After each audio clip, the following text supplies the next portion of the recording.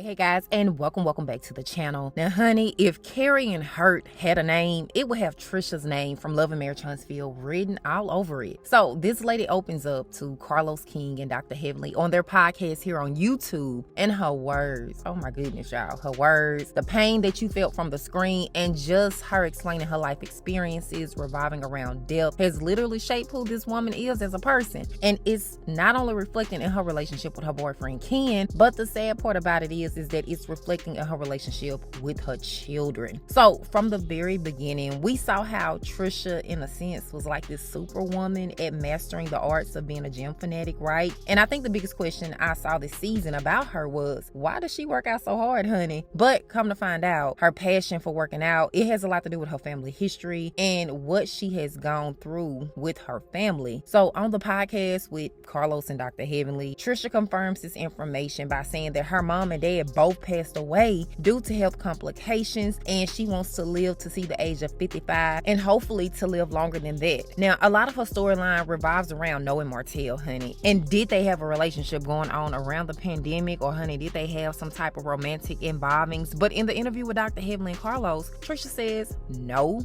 I never slept with Martel Holt. Our relationship was strictly on a fitness level and nothing else.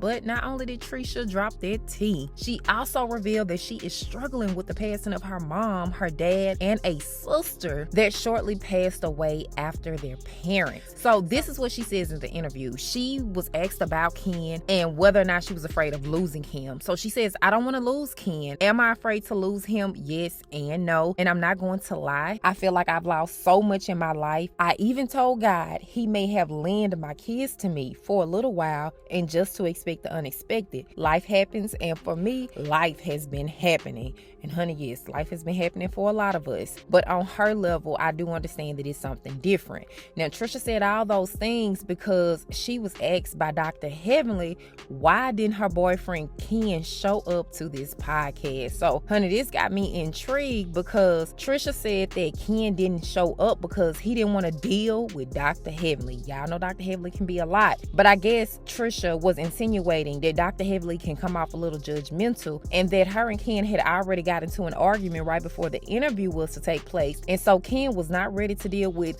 Dr. Heavenly and her shenanigans as well. Now, Trisha talking about, not being afraid to lose her boyfriend Ken in the same capacity as her parents and sister. I don't feel like she's saying that she's gonna lose Ken in that way, but I feel like she's saying that he may not stay with her for a long time and that they may break up. And yes, she is okay with that, but at the same time, she's not. But when it comes to her kids, I do feel that she is saying she is afraid to lose them in the same way that she lost her parents, because she talks about how she thinks God has lent her kids to her and how she thinks that God is just gonna automatically take them away at some point in her life. Honey, to hear that broke my heart. But Dr. Heavenly jumped in, and going back to the Ken situation, she tells Trisha, honey, we was expecting both of y'all, regardless of what the situation is, regardless of whether y'all was arguing, regardless of whether y'all was getting along, we were expecting both of y'all. And then Dr. Heavenly had the nerve enough to ask her, well, what was the argument about? Honey, that Dr. Heavenly. Now Trisha does entertain her question, and Trisha says that our argument was over social media and Martel Holt. Honey, when she said Martel Holt, I was like, he really not a necessary thing to be bringing up in your household, but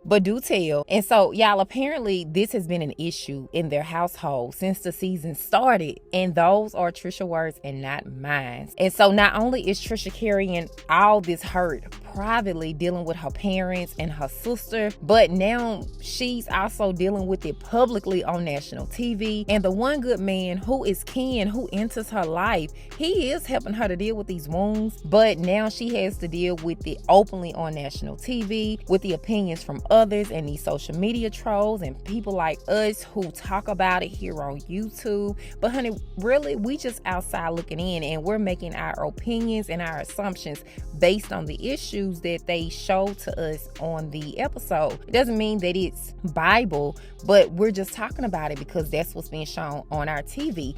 And I think I can really relate to this because this type of situation that Trisha got going on, it happens a lot in life, you know, where we share with friends, we share with family, or we may share with people at work, our co-workers, about issues that we are having in our relationship and marriage. And when you share those things with somebody, a lot of the times they're going to offer their advice, or sometimes people can just form an opinion about you and your relationship with your spouse or your significant other based on what they heard or what they see. And I feel that the part people really mess up on is when you allow an outside influence to dictate what is perfect for you and your spouse. Honey, nobody should be able to talk to you about you and your spouse, because I'm here to tell you what works for one may not work for the other, and what makes another relationship thrive may make yours fail. So Trisha and Ken are out here reading these comments, and I think they need to just have like a really healthy boundary between themselves and social media, or just stay off it altogether. I agree with Dr. Heavenly.